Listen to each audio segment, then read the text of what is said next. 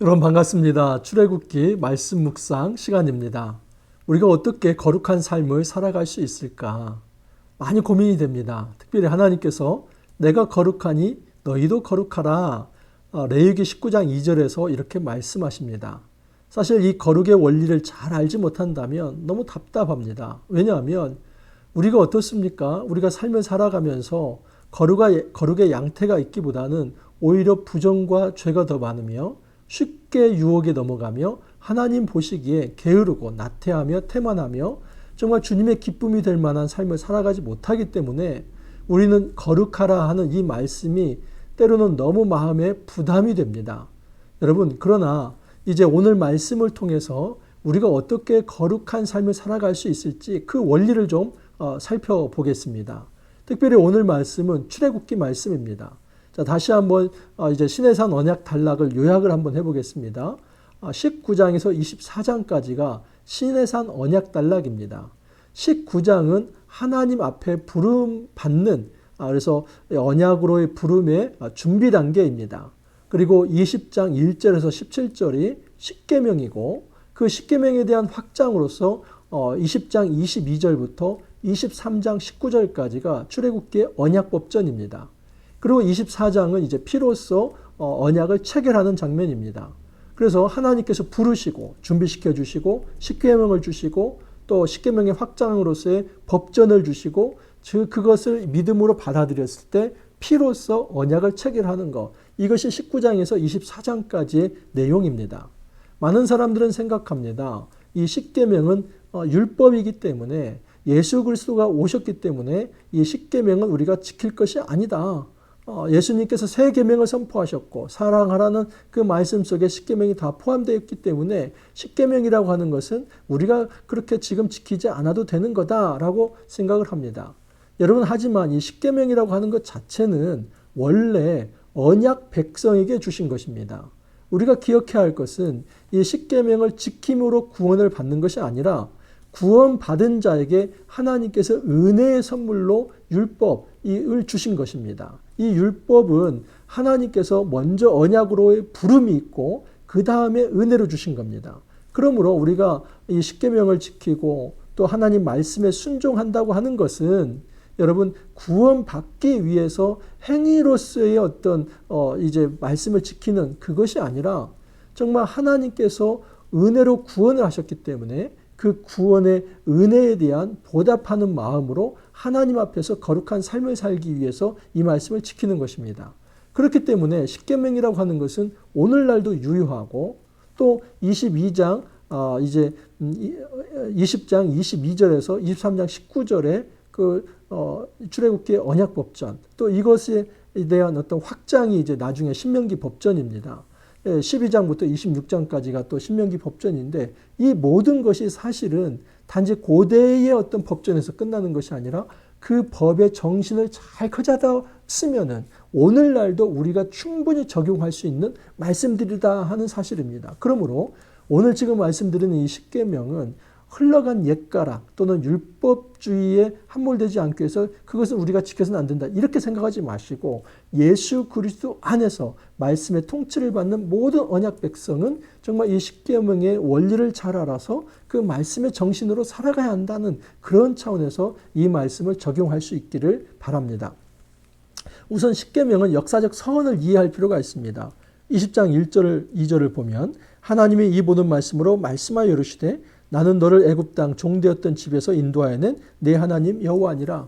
고대 근동에서 종주권 조약을 맺습니다. 종주권 조약이라는 건 쉽게 말하면 이런 겁니다. 종주, 이 왕이 황제 같은 존재입니다. 봉신 국가들, 이 봉신 국가들 제후들과 이제 어떤 조약을 맺는 거, 이것이 바로 종주권 조약입니다. 그 어떤 제국의 황제 같은 사람이 뭐 많은 지역을 이제 어떤 점령을 합니다. 그리고 그곳에 이제 제후들 작은 왕들을 세우죠. 그리고 그 왕들과 이제 아주 그 종주가 언약을 맺는 겁니다.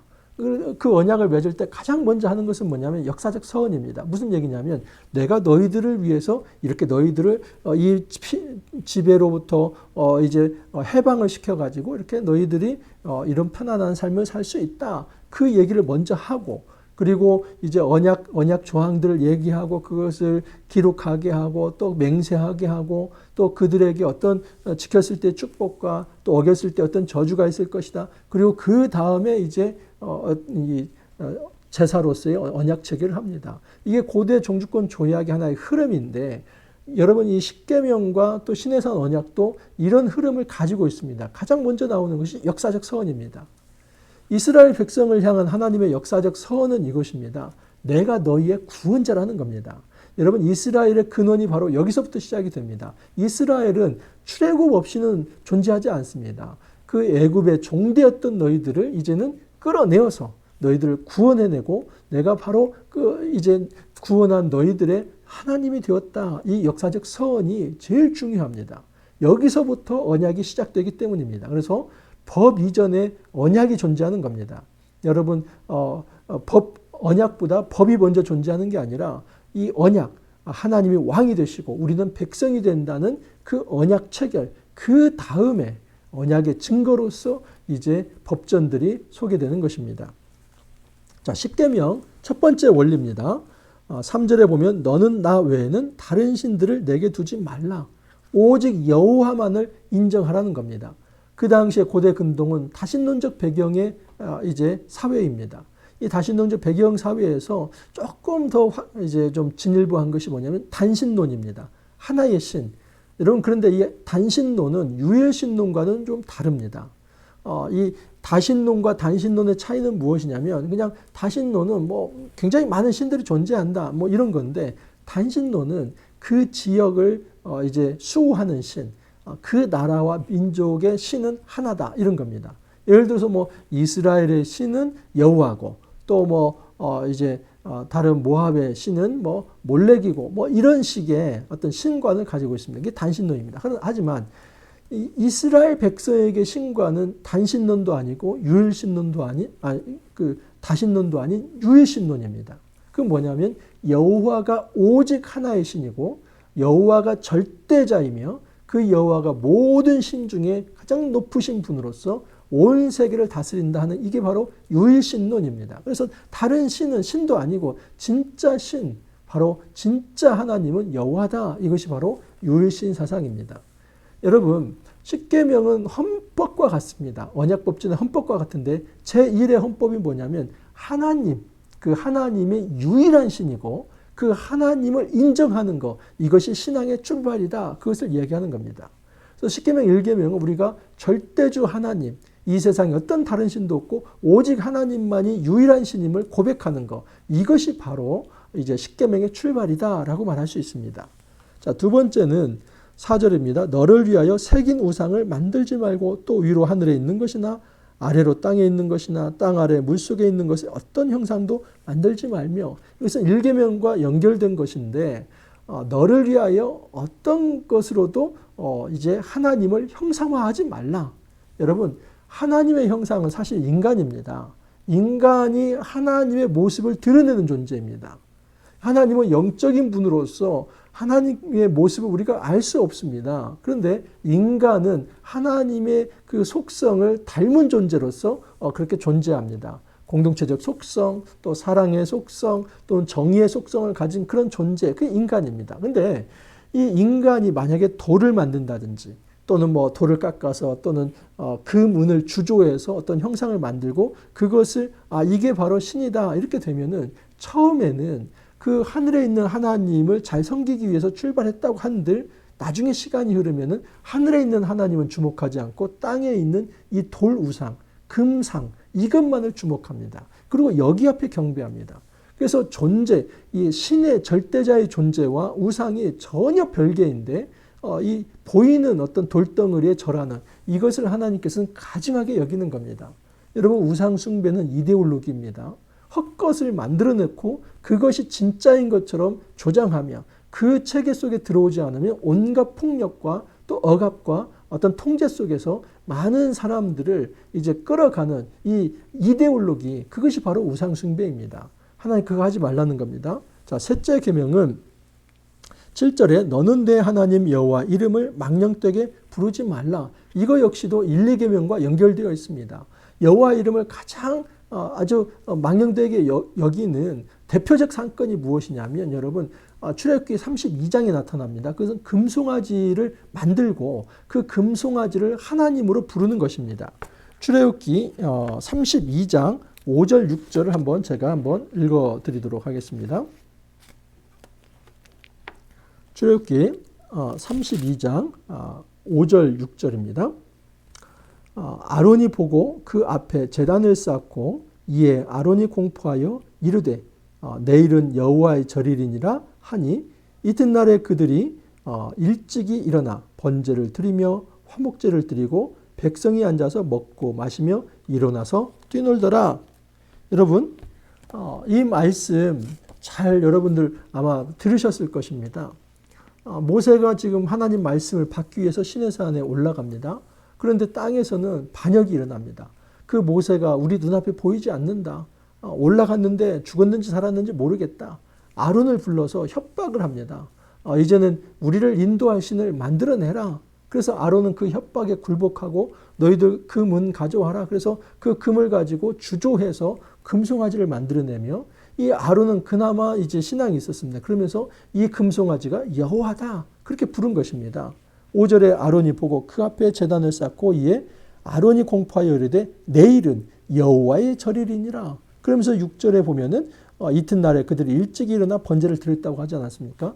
여호와의 절일, 여호와를 섬기는 그 제사에 금송아지를 갖다 놓은 것입니다. 이게 여호와의 이름을 망령되이 일컫는 것입니다. 이 금송아지는 아무것도 아닌데 이것을 여호와라고 부르는 것입니다. 여러분 이처럼 하나님의 진짜 모습을 우리가 주조해내는 것, 정말 인간이 가장 좋게 자기가 그럴듯하게 만들어내는 것, 이것은 대단한 우상숭배이고 하나님 이것을 금하고 있습니다. 네 번째 계명은 8절에 안식일을 기억하여 거룩하게 지키라. 그런데 이 출애굽기의 안식일 개념과 신명기의 안식일 개념이 다릅니다. 신명기 5장에도 이제 안식일 개념이 나오는데 출애굽기에서 안식일은 어디에 초점이 맞춰져 있냐면 창조의 안식입니다. 11절에 보면 이는 엿새 동안에 나 여호와가 하늘과 땅과 바다와 그 가운데 모든 것을 만들고 일곱째 날에 쉬었습니다.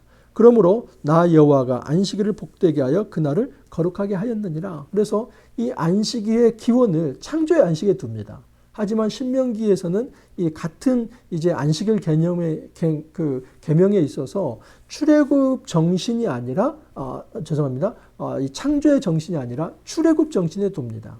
그래서 신명기는 하나님의 구원에 초점이 맞춰져 있고 또 출애굽기는 하나님의 창조에 맞춰져 있습니다. 그 중간에 어떤 일이 있냐면 타락이 있습니다. 여러분 신명기라고 하는 것, 출애굽기라고 하는 것, 그 사이는 그 광야 백성이 이 40년 동안 광야에서 죽는 사건이 있지 않습니까?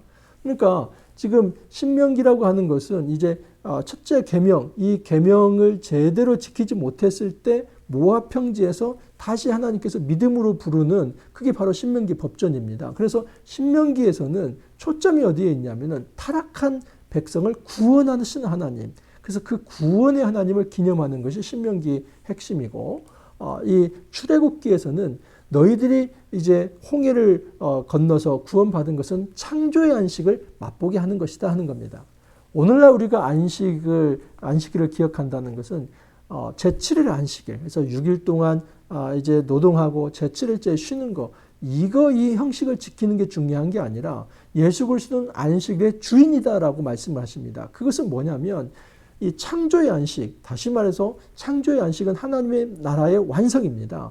하나님께서 만드신 그 세상은 완벽하고 완성하고 완성되었고 또 그 안에 진짜 이제 맞춰졌으며 이제 하나님의 생명이 풍성해질 것이다 하는 그 생명과 누림, 이 풍성함, 안식에 초점이 맞춰져 있습니다. 그렇기 때문에 우리가 이 땅에서 주일을 성수할 때도 정말 기억해야 할 것은 이 형식을 지키는 여기에 중요해 있는 게 아니라 정말 예수 그리스도 안에서 창조의 안식을 꿈꾸는 것. 그러면서도 예수님을 통해서 이 하나님 나라가 완성될 거라는 그 구원을 생각하는 것. 창조와 이 구원을 기억하면서 이제 하나님 나라를 꿈꾸고 하나님이 주시는 안식과 자유를 체험하는 것, 해방을 체험하는 것, 이것이 안식일을 제대로 지키는 것입니다. 자, 다섯 번째 계명은 내 부모를 공경하라입니다. 부모는 하나님의 대리 통치자입니다. 그래서 하나님과 같은 존재로 표현이 되고 있습니다. 그래서 여러분 모든 사회생활의 시작은 가정입니다. 가정에서도 부모를 공경하는 것으로부터 시작이 됩니다. 이것은 형식적 부모 공경에서 끝나는 것이 아니라 사실은 하나님이 온전한 아버지입니다. 그래서 이스라엘 백성에게는 다 형제라고 얘기를 합니다. 형제라고 하는 것은 아버지가 하나이다는 겁니다.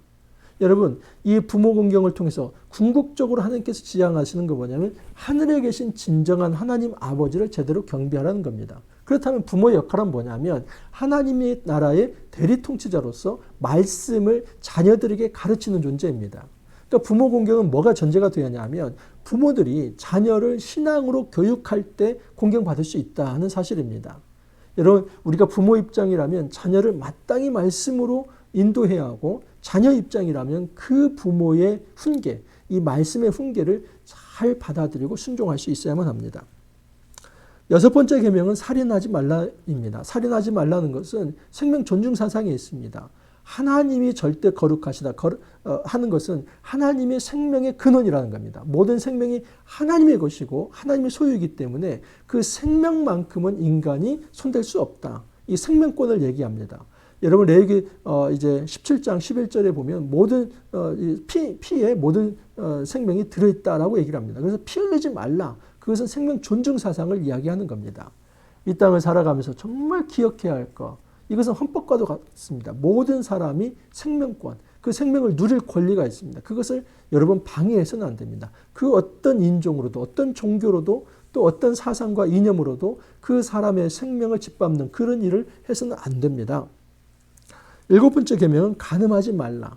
오늘날은 여러분 이제 어떤 간통죄가 다 폐지가 되었습니다. 그래서 뭐 이제 어떤 그 합의에 의한 성관계라고 한다면 그것은 문제가 되지 않는다. 그런 시대에 살아가고 있습니다. 여러분 성경이 말하는 것은 단지 이런 현대 사회에서 그런 어떤 그 합의 안에 어떤 성관계라고 한다면 부부가 아닌 다른 사람하고도 성관계를 맺을 수 있다. 이런 게 아니라 성경에서는 오직 이 어떤 성적인 관계는 부부 안에서만 누릴 수 있는 것이고 그 외의 모든 것은 간음이다 규정을 합니다. 이거 지켜야만 합니다. 이거 지키지 않으면 교회 공동체도 유지가 될 수 없고 가정도 유지가 되지 않습니다. 또한 여덟 번째 계명은 도둑질하지 말라. 이제 조금 더 확장이 되죠. 사회 속에서 다른 사람의 것을 이렇게 가져오지 않는 것. 이것은 정의의 문제입니다. 여러분 내가 가지고 있는 것을 이제 좀 자족할 줄 알고 다른 사람의 경계를 함부로 침범해 들어가지 않는 겁니다. 여러분 나의 경계도 소중합니다. 그러면서 다른 사람이 내 경계를 들어와서 내 것을 뺏어가는 것 이것도 있어서는 안 되고 나 역시도 다른 사람의 일정한 경계를 이제 존중하면서 함부로 그 경계에 들어가서 그 사람의 소유를 가져오는 거 옳지 않습니다. 절대 도둑질해서는 안 됩니다. 내 이웃에 대해서 거짓 증거하지 말라. 이것은 사법정의와 연결되어 있습니다. 그 당시에 대부분의 거짓 증거는 법정에서 이루어지기 때문입니다. 그래서 자기의 유익 때문에 다른 사람을 모해하거나 또 다른 사람을 죽이는 그런 거짓 증거해서는 안 됩니다. 마지막으로 내 이웃의 집을 탐내지 말라 하는 것은 모든 계명이 어떻게 보면은 이제 모든 죄의 출발이 탐욕에 있다는 것을 얘기하면서 탐욕 부리지 말라, 탐심 부리지 말라 이렇게 맺습니다. 여러분 사실 이 십계명은 한 학기 동안 하나하나 세밀하게 이제 강의를 해도 모자랍니다. 그래서 짧은 시간에 말씀을 드렸습니다. 여러분 이 십계명 이 1계명부터 4계명은 하나님을 사랑하라는 것으로 여러분 요약될 수 있습니다.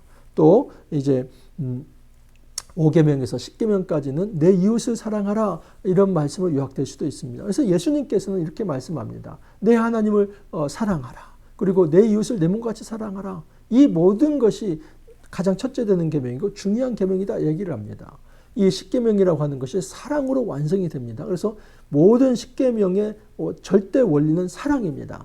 하나님을 사랑하고 이웃을 사랑하고 그 헌법과 같은 대강령 아래에서 이제 자세한 계명들이 나오는 것입니다.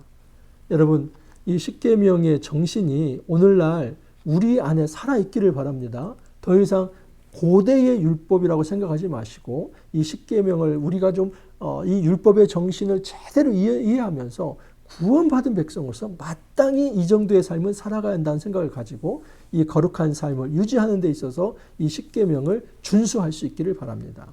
이 땅에서 우리가 거룩한 삶, 단지 어떤 캐치프레이즈로 되지 않습니다. 최소한 이 사랑의 원리를 십계명에서 찾고 십계명을 정말 하나님 앞에서 하나님의 기쁨이 되실 만한 삶의 예배로 지키면서 우리가 거룩한 삶을 유지해 나갈 수 있기를 간절히 소망합니다. 함께 기도합니다. 주님, 이번 한 주간도 잘 보내게 하여 주시니 감사합니다. 특별히 오늘은 십계명 말씀을 묵상하였습니다. 주님이 십계명이 흘러간 옛 노래가 되지 않게 하옵소서. 하나님께서 언약 백성에게 이제 언약의 증거로 이 십계명을 주셨는데 내 하나님을 사랑하라, 내 이웃을 내 몸과 같이 사랑하라는 그 계명 안에 다 들어있는 이 십계명, 우리의 삶 속에서 잘 준수하여서 거룩한 삶 살아갈 수 있도록 주님 축복하여 주옵소서. 감사하고 예수님 이름으로 기도하옵나이다. 아멘. 이번 주간 명절도 있었고 분주한 일들 많이 있었습니다. 잘 달려오셨습니다. 여러분 주말 또 잘 보내시고 다음 주 월요일 기쁨으로 찾아뵙도록 하겠습니다. 감사합니다.